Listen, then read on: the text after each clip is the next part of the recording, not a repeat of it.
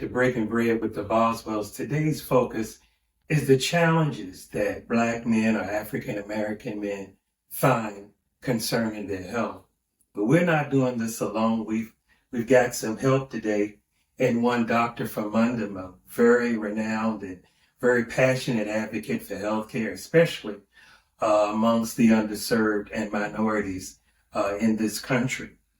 We want to talk about we've covered some of the areas that we find to be most challenging. And one of them that many people are dealing with, both young and old, that colloquially we refer to as sugar. We say so-and-so has sugar, or the sugar. They're having problems with their sugar. But I think medically, to be more clear, it is diabetes.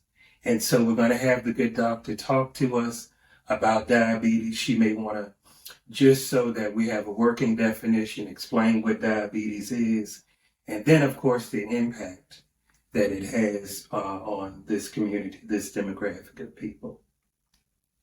Well, thank you so much for bringing up this very important topic, Jonathan. You're absolutely right. The incidence of diabetes is increasing significantly amongst all Americans, but it's always worse in the Black population. And again, there are a lot of things that contribute to this.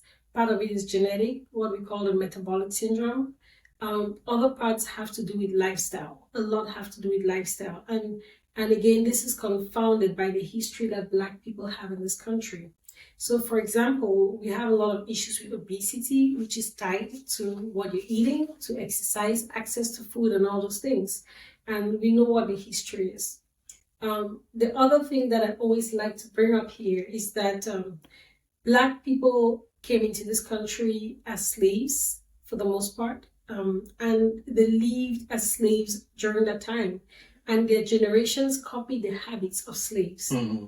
And the reason this is important to me is because I'm teaching our people that we need to break away from those habits.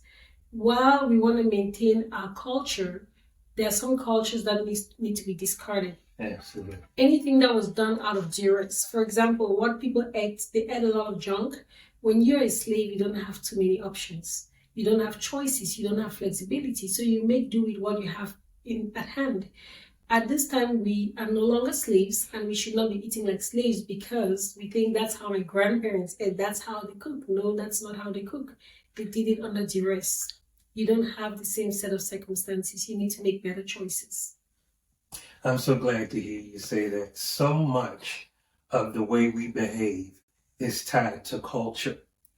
And when suggestions are made for changes, you're actually asking that person, at least in their mind, to pull away from their culture. So it's an identity crisis as well as just diet habits. And I'm so glad you brought that out because that's so important to us. A lot of times when we have gatherings and so forth and so on, we bring out the food that grandmama cooked and auntie cooked.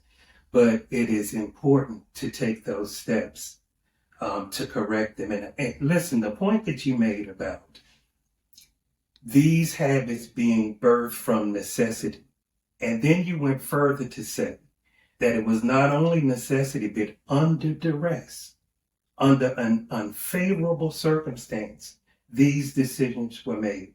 And I don't think that we're cognitive enough about that while we're trying to. See, the thing about it is Big Mama, Grandmama would have wanted the best for you. And what they gave you was the best they had.